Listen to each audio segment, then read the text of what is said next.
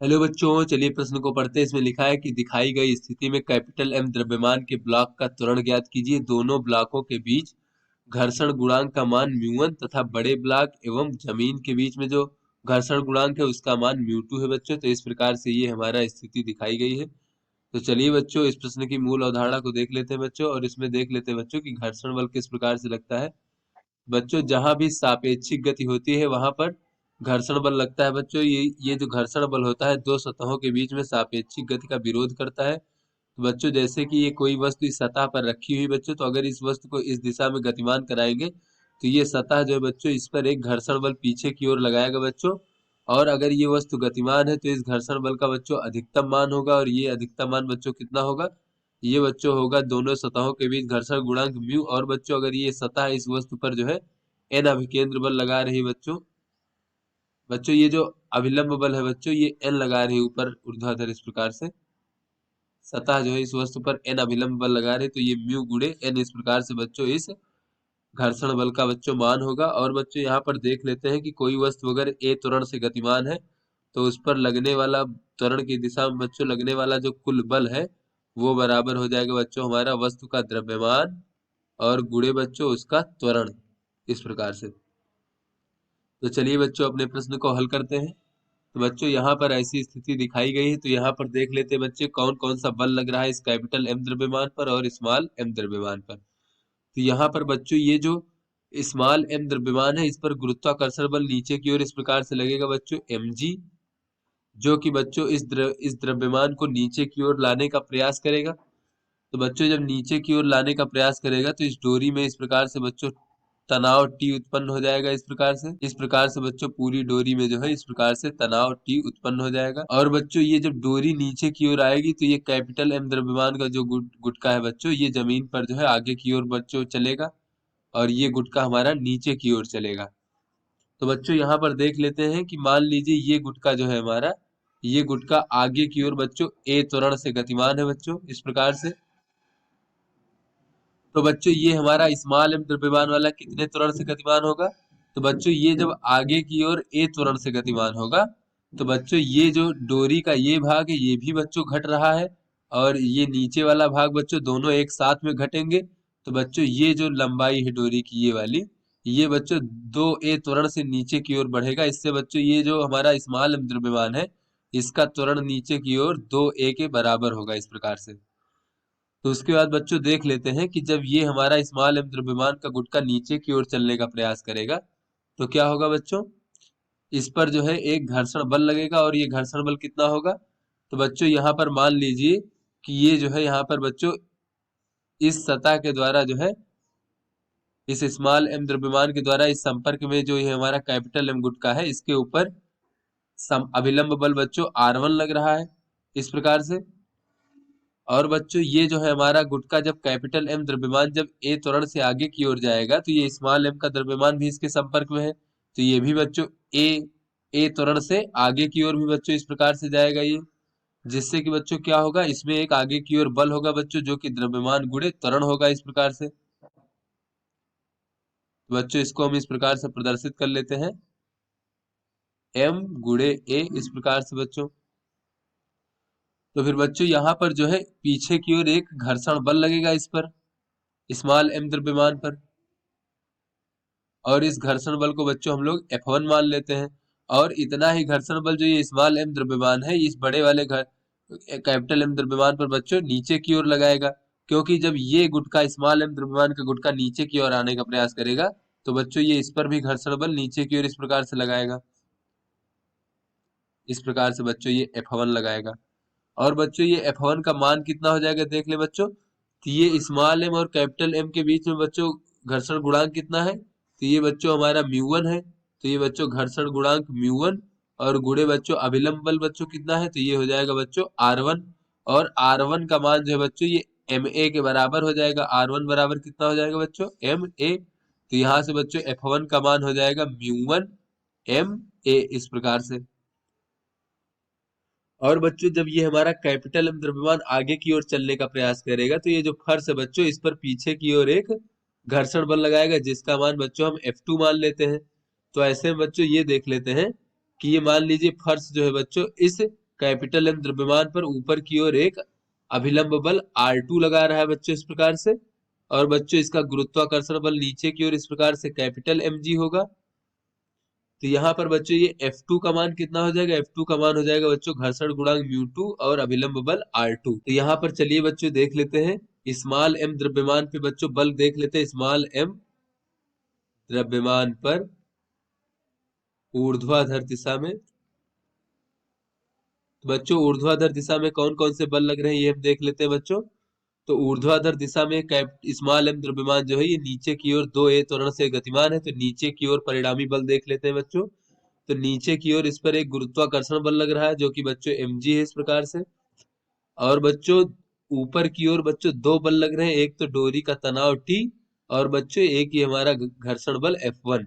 तो बच्चों इसको हम घटा देंगे, ऋण का T और ऋण का F1। F1 का मान बच्चों कितना है, ये है μ1 गुणे ma।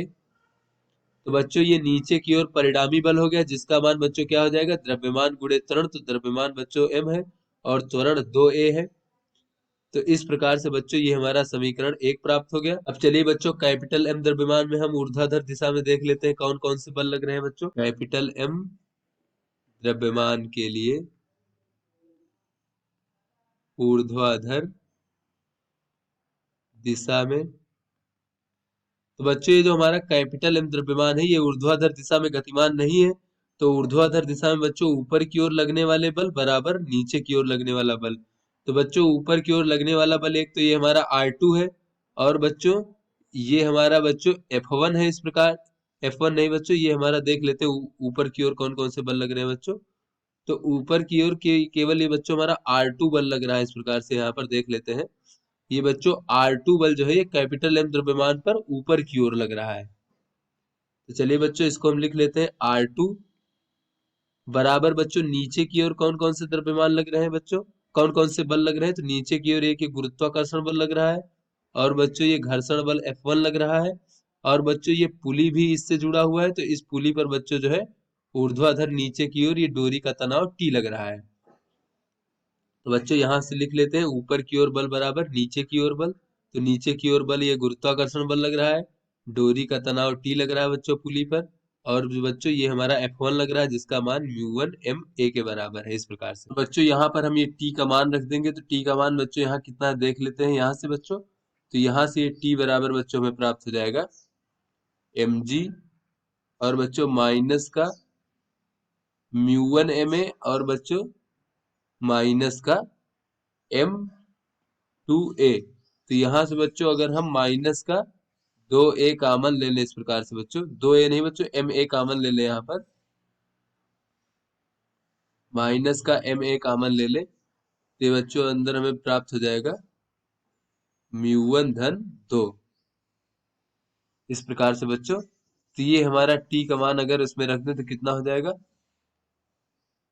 R2 बराबर mg धन बच्चों mg माइनस का ma कॉमन ले लिया तो ये हो जाएगा μ1 धन 2, और बच्चों धन μ1 ma। तो इस प्रकार से बच्चों R2 बराबर अगर हम देखें तो यहाँ से बच्चों हो जाएगा कैपिटल M धन स्मॉल m और गुणे बच्चों g इस प्रकार से। और यहाँ पे बच्चों पुनः अगर हम ma कॉमन ले लें बच्चों, तो ये μ1 ma और μ1 ma बच्चों धनात्मक और ऋणात्मक कट जाएगा बच्चों, तो ये केवल माइनस का 2 ma बचेगा इस प्रकार से R2 बराबर। फिर बच्चों यहाँ पर देख लेते हैं कैपिटल M द्रव्यमान के लिए। अब बच्चों क्षैतिज दिशा में देख लेते हैं बच्चों। तो ये हमारा जो गुटका है ये क्षैतिज दिशा में a त्वरण से गतिमान है आगे की ओर। तो बच्चों यहाँ पर ये a त्वरण से आगे की ओर गतिमान है, तो यहाँ पर आगे की ओर इस पर लगने वाला परिणामी बल देख लेते हैं बच्चों। तो एक तो ये डोरी में तनाव T आगे की ओर लग रहा है बच्चों, और ये ऊपर से बच्चों तनाव T आगे की ओर लग रहा है। तो बच्चों आगे की ओर परिणामी बल देख लेते हैं। तो आगे की ओर एक तो T लग रहा है, दूसरा भी बच्चों T लग रहा है। अब इसमें से बच्चों पीछे की ओर जो बल लग रहे हैं उनको घटा देते हैं। तो बच्चों पीछे की ओर एक हमारा ये बच्चों R1 बल लग रहा है, और ये हमारा F2 लग रहा है घर्षण बल। तो बच्चों ये ऋण R1 और ऋण बच्चों F2 कर लेते हैं, बराबर बच्चों क्या हो जाएगा, ये आगे की ओर परिणामी बल है तो आगे की ओर त्वरण A है बच्चों, तो हो जाएगा द्रव्यमान गुणे त्वरण। तो बच्चों यहाँ से हो जाएगा 2T, और T का बच्चों अगर हम मान रख दें तो बच्चों टी का मान यहाँ पर इतना था, M G minus M A, M G minus M A, और बच्चों म्यू वन धन दो। इस प्रकार से टी का मान हो गया बच्चों। उसके बाद ऋण आर वन का मान है बच्चों म्यू वन एम ए।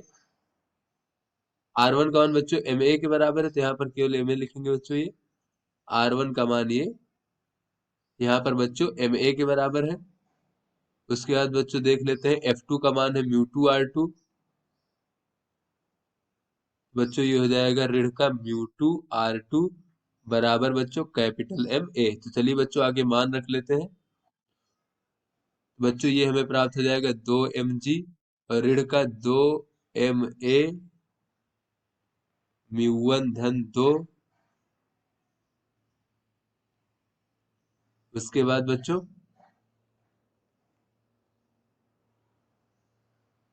ऋण का ma,